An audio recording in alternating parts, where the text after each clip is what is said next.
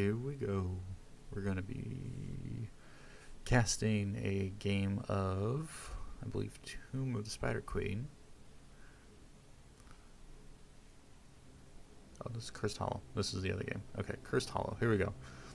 As you can see, the player levels are relatively high. We have one character on, or one player on each side in the thousands, with some mid 300s and mid 800s on the red team, and a 200, a 600, 400, and an 800. So the left team, the blue team, definitely has a wider spread of experience. The Nazebo is 1700 levels. Hopefully should be able to match or exceed the 1200 games of the Muradin. But here we go. Characters are loading in. For battle, heroes. We're just gonna go on up over to the mid and see how this pans out. As we can see, that looks like everyone but Diva is going to be running to the mid for the standard clash, though Diva's probably just going to go for the vision shrine down here. So we'll just see how this goes out. We'll follow Diva. See how that goes. 5, 4, 3, 2, 1.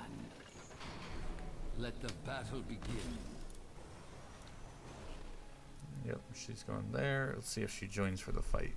She should, considering the mini wave is still a ways out. Here we go. Great route to get the Tail Toss Pyroblast in. Or not Pyroblast. Good notice. But anyways, his AoE exploding big hurt that he's trying to get the stacks for Shen, and he's already sitting at 2 stacks, so that's a good place to be 30 seconds in. Diva's losing a lot of health. The new rack goes in, but can't quite catch up to the Diva. Furion running a little bit low on health, having to be extra careful with that Greymane dive, or even the Li Ming spike. So, thinking about it, Nazebo had already split off, and Varian splitting off on his own is a little concerning just because he does not have the wave clear needed. I think a Nubrak should be up there if he needed to split a tank, which is probably the right case. I mean, having Tail Toss around heroes is a good idea, but down here we got the 2v1 trying to push Nazebo back. I don't know if Diva's definitely going to be able to be annoying, but she's not going to be able to kill Nazebo, and Greymane is the next best case. But if he gets caught by any of the spiders or a big burst of toads, that Greymane's going to be in big trouble. So this bottom lane is a huge concern for me because the red team does not have really anything to address it. When you come back up here, the Morales is going to be sitting pretty safe until a Nubrak gets his web, which is the ultimate I'm assuming he'll get. I doubt that Kael'thas will go Pyroblast just to get the big nuke, but who knows, that might be a good target for Li Ming. But the Phoenix is a great zoning tool considering all the allies that you'll have to deal with when going for the tributes. Up top we have Varian versus Diva. That's not going to be an exciting fight at all, given that Varian is very weak until level 10 when he can choose his ultimate ability. And seeing as he went with the High King's Quest, he's going to be trying to pump up a little more damage over time. So that makes me think Colossal Smash or the Twin Blades of Fury. But Taunt would be great for locking down the Greymane or a Diva after she's been backed out of her mech. So a couple options there. We see the first tribute coming up in about 30 seconds. Oh, it's B-step by Li Ming. Wonder what that was all about. Oh, it's still B-stepping behind. Can't even see her. Don't know why you're doing that. And the blue team is definitely posturing a little more aggressively without a Nubrak, even though he had no backup. The red team slowly gathering up together for a team fight.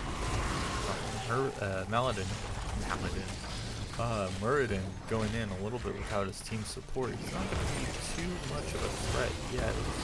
He did go with the Stormbolt Pounce, so that's going to be stacking a whole bunch. Muradin's just picking on that backline with no repercussions whatsoever, and gets that combo from Wingming to take out Malfurion, and that should be the blue team backing out, trying not to lose anyone else because they are not going to be able to contest this. Nubarak, no one was channeling, so Zebo went in, mistake, kind of got body blocked by that by the Nubarak, and now you get the self-destruct, some damage out, and it's definitely pushing them out, and that tribute is channeled successfully by the red team, and we still see some more pressure coming up. Oh, big drop by Kael'thas, but it did not finish the job, but he did get another stack. Kael'thas sitting at 15 of 20, Zebo sitting at 24 of 40, and Morale is doing pretty good. Over halfway on her quest, and Muradin is about halfway on his as well. So everyone collecting those quests relatively easily with no big losses so far. So Greyman's going to start that night camp. He'll do what he can. I'm wondering if he might just be a little too weak to deal with this, but the cleave from his life is actually going to be really helpful. So he's got this, but now he's in a precarious situation where that tribute's going to come in 25 seconds. Does he have time to hearth back and then join the team fight? That's a great question. He does have Morales on his side, but she is nowhere near helping him. Morales trying to get that wave soak just to maintain that half-level lead, but I'm not sure if it's really needed, and now she is really zoned out of this fight. She's going to have to go in through that route, trying to get to the D.Va, but it's too late, and D.Va's without a backup. This is problematic. Morales is still segregated from the team. She cannot get there to be of any help, and Muradin, even as tanky as he is, all he misses the dwarf toss over, and that's guaranteed death. As tanky as Muradin is, there's no way he can sustain a team fight by himself without his healer. Morales took the long way around, and I don't even know if she mounted up to try and get back into that fight, but from the beginning her position was out of position. On night camp, not really doing a whole lot. You still really need to escort those knights, especially in the latest patch. They've been bumped down a little bit, but you know what? They're still a great utility to push, and they've got about half the lane pushed in, so they're up to those towers, but with just Morales trying to chip away at this and use the benefit of the knight, there's not going to be much to gain from that. Oh, and the Nubarak's coming in for the flank. There's no roots for Malfurion to help trap him. And so it's just going to be some chip damage, and Morales not able to heal herself quite yet.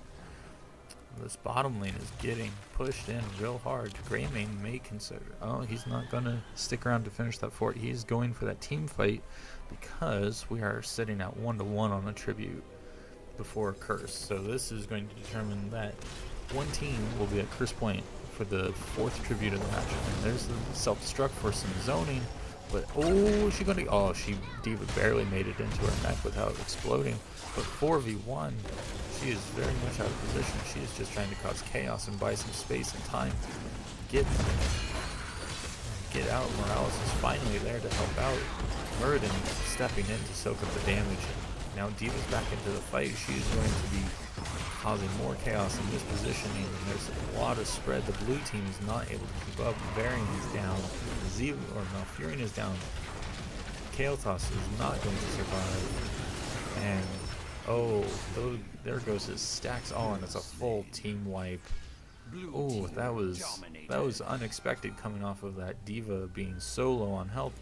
That's curse point, and now she's trying to start the boss, but she is in a lot of danger from that boss. Now she has to back out, regain some strength, and energy to sum down the mech, but she's just going to sit there chipping away. That Morales really needs to heal her Muradin. Blue team knows that something is up, and they know exactly where they are, so they're trying to gain some soak to get that 10 equivalent. And there's the boss. Zebo and Nubarak look like they're just going to go for that soak. The next tribute is going to be on that bot lane, so the blue team definitely needs to do something to get rid of this boss. Otherwise that tribute could really distract the team. I mean, it's either curse or you have a boss pushing down your lane. Now it's 8 minutes in, so I believe bosses do start scaling every minute after the 7th minute, so you have a 1 minute scale from basically a base boss from the beginning of the game. So not going to do too terribly much. I mean, you can see it already sitting at half health. Oh, and there's the Colossal Smash, so we know what Varian went, and we've got the web for Anubrak. We've got, is that Gargantuan for? Yep, that's Gargantuan for Nazebo. Tranquility for Malfurion, Phoenix for the Kael'thas, Wave of Force for Li Ming, Cursed Bullet. Oh man, Cursed Bullet, yeah, that's going to be great, given that Varian now has a whole bunch more health. Not quite as much as he could have gotten if he went taunt. All in the stun. Oh, there we go. It's going to be enough to delay the tribute, but Anubrak diving into certain death to try and avoid that curse, but it doesn't look like it is going to do a darn thing for his team. Though that Muradin is caught out by that zombie wall, just barely saved by Morales and Li Ming. Oh, that pick by Kael'thas is just a lucky break for them. Though they've still lost to Anubrak, and that boss only took about half of that fort, but now you have that curse, so you know it's going to go down. Whew, boy, that was a fight and a half right there. And Greymane trying to go in on that Nazebo, but he might have missed. And what I just noticed was that Kael'thas was able to complete his convection quest, and he must have done that before that first time that he died, up at that curse or second tribute point for the red team. So there we go. We have a kill back on the board, trying to even it up. We're 5 to 8 in terms of kills, and Diva is going. Oh man, that mech call is huge for her. She's going to probably set off that self-destruct. She's already low on health, and her team is pressuring, but she's not going to catch anyone. Pushes Malfurion really out of position, but no one was counting on that. So everyone was positioning around this fight that was up there. Diva still pushing and pushing. No one wants to deal with that. So curse point is done and gone, and only one fort has fallen. The mid lane still has both or one of its towers. It should go down. I don't know, with this minion wave it's not going to go down, but they did lose an entire keep wall and towers, so there's some good experience there, maintaining about that half level lead. Oh, Greymane's back at it with his camp. That's one thing I haven't seen the blue team do at all, is capture a camp. I mean, even here, oh, there we go. Nazebo started. Varian's going to jump in to help. I'm not sure how much he really needs to help other than to be a little bit faster, but it might be nice to have him showing on the map just so that no one's wondering where he is, expecting a flank or expecting that 2B board taking those camp, because that was the last place that they saw him from clearing that wave.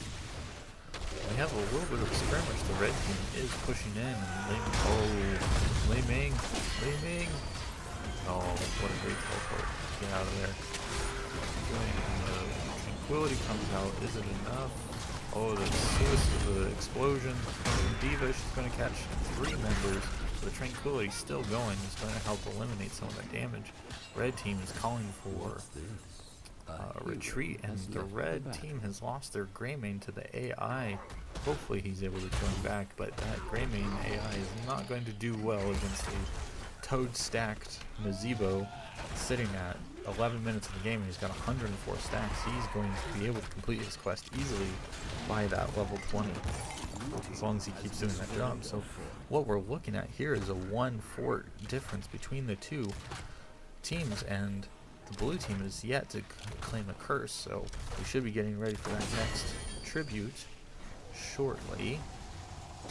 We've got, here it comes, and in about 30 seconds we have that one ready to go. So this pressure is going to be fantastic. The red team not calling Greymane back. He's still sitting on AI, so they're going to likely be down 4 to 5. And let's see, is he going to go?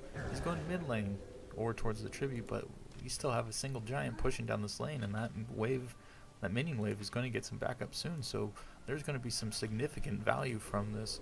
The blue team could easily just kind of hold off Diva doing what she does and creating chaos and space in that back line. Great job. Anubrak webbing the Morales, and now there's no healing whatsoever.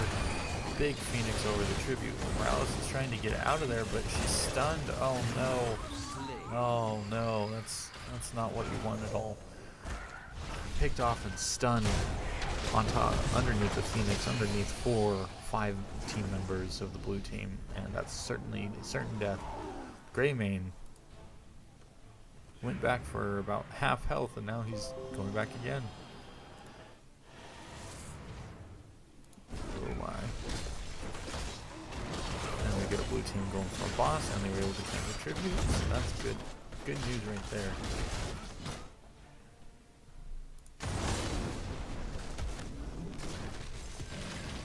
Alright, boss claimed.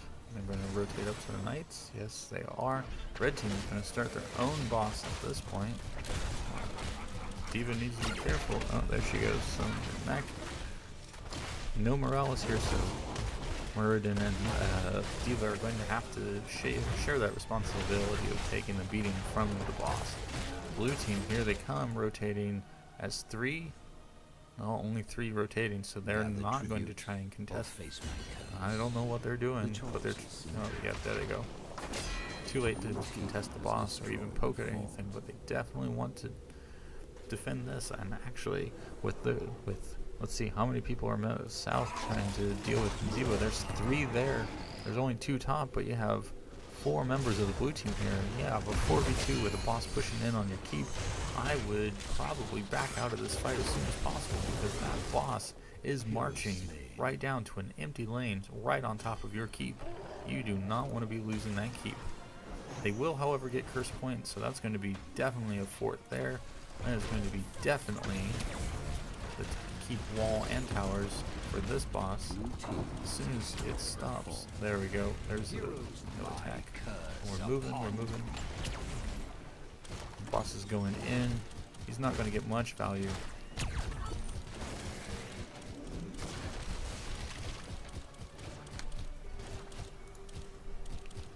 And that boss coming from the red team is definitely going to get that keep. As I called it, no one came to help with that, so sacrificing the keep for the keep wall. There's 40 seconds left. The boss is on the core, but it's not going to do anything. You shouldn't be able to get through the shield with Zibo and Kael'thas there.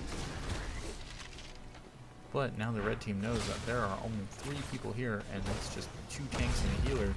Muradin doing what he can to distract them from getting value from this curse, but they've got the 2 towers. They're not going to... They'll probably get the gate. Oh, no, here they are, pushed back by a 3-man push from the red team. Kael'thas coming in. Muradin is chasing this Nubrak, trying to get everything he can. But here we go. D.Va is here. Varian going in. We have a full-on brawl going on. Kael'thas getting value from his blast, almost taking out Muradin. But that morale is constant healing, just makes her a great fire hose for dealing with this. Caught in the wall of zombies. This is great. This is great for the blue team if they want to get D.Va, but they're splitting off. They have nothing to use against her. Great grenade for the disengage. And great man, where are you, buddy? Oh, there goes D.Va. Just utterly demolished by that Varian Colossus. Oh, and it looks like Greyman finally came back, but he's got about 20 seconds left to respawn, and this is a 5-man push onto a keep with the Giants camp coming in behind. That is 1 dead keep. Here we go. And this is not looking good for the red team with 2 members down, one of their tanks, and having to retreat back into their Altar of Storms. The webbing on Morales and the wall. Oh, what a great combo, but there's nothing to follow up with, so she is going to be just fine. Flying away about 20 yards just to secure that safety, which I can't blame her in that situation. You need to make sure that you're not dying. Oh, what a great push by the blue team, despite just casually giving up that keep, but they were able to ultimately trade keep for keep over time. Now they're sitting at almost a full 2-level lead, having Greyman leave so early in the match really did not help them deal with the curse point or with any of the boss push or that last fight at all. So D.Va's gone back in, very insane. No thanks, I can deal with you. And D.Va is gone. Muradin is probably going... Yep, there he goes from the Zibo poison after Dwarf tossing over the wall, trying to escape to his safety. But blue team, there's a tribute coming up, and they don't care. They're going straight for this keep, and it's gone. It was already weakened from the last curse, and the night camp push that they had. So that's looking really good for them. They have a 2 keep lead, 2 level lead. They've hit level 20. They're taking their storm talents. And they are pushing. Those shields are not surviving very long at all. Varian creating a whole bunch of space and pressure onto Morales, trying to fight under that keep, but I would not recommend it. And Nubrak taking a huge chunk of Li Ming as his spell armor had already been diffused. Now we have a hasty retreat to get out of there because they do not want to be there any longer. They pushed in both lanes, the mid and the top lane, so now they have all the room in the world to move about. And it looks like Nazeebo was able to channel that last tribute, so they are back up 1-0 in terms of tributes. Blue team rotating back to their night camps after having stolen the red team's. So they're back at it. Next tribute is up. Red team attempting to stop the bleeding and save that bottom lane. They need to be, they're going to get these giants and try and help push that out so that they have one safe lane while they can worry about the others. Blue team, Nazeebo kind of caught out. He's not in a good position. He is being pincered. Muradin doing what he can, but oh my goodness, that poison damage is just chunking him out. And Nazeebo has almost finished his, oh no, he's finished his viral infection just barely, so now he's got his level 20 quest complete, and this is a really hard place as Nazeebo is going to continually only get stronger as this match goes on in length, and it's two tributes for the blue team. One more, the curse and certain death, and Varian getting that long colossal smash to follow that dwarf toss and weakens him enough to, with the Nazeebo poison, run its course and kill him. Greymane stuck in the wave. Muradin or Morales kind of being there to try and save him, but a smash, a flame strike, bada bing, bada boom, wham bam, thank you ma'am, good night Gracie. That's a gone werewolf worgen. And with that, 3 percentage already gone on the red team's core. They're 5-man stacking right to take out this last keep. They don't really need to do that. They could have probably gone around mid and just pressured the mid lane, but they didn't have any other lanes pushed back in, so going in without a catapult, probably not maybe the best idea. D.Va trying to create some space, but nobody cares. Ice block, taking a little bit of damage. And they're pushing. They wanted D.Va, they're not trying to get her. Varian taking a huge burst of damage. Here comes the hot not Varian to bring in some health. Varian going in on that D.Va. They want her. Oh, the root. Oh, wow. What a blink by Li Ming. She was able to get out of that colossal smash and save her skin. I'm not sure it's going to be enough to save this match, though, but if she would have died, it was certain death for the team. But now it is not looking any better. There's D.Va trying to create some space. Varian blocking it. Everyone else out of range. 7%, 3% done. 21 minutes. Level 21 to 19 goes to the blue team. Blue team is victorious. Woo woo, blue team. Nazeebo, pretty great, best in game siege damage, best in game XP contribution, and best in game hero damage. That is what happens when you let Nazeebo stack his viral infection and hit his level 20. But that also just goes to show the red team was winning that early game, but as soon as Varian hits that colossal smash, Anubrak gets that web, Kael'thas gets the Phoenix, they had so much more control over the tributes, and they were able to just combo the roots into the colossal smash, into the dive stun from Anubrak, and even in some cases just seeing people get trapped in the zombie wall. There was nothing that red team could have done in that late game. So once it hit level 10, I have a feeling that it was just over. The blue team did a great job keeping up in experience. Even though they were behind, they were getting picked off early.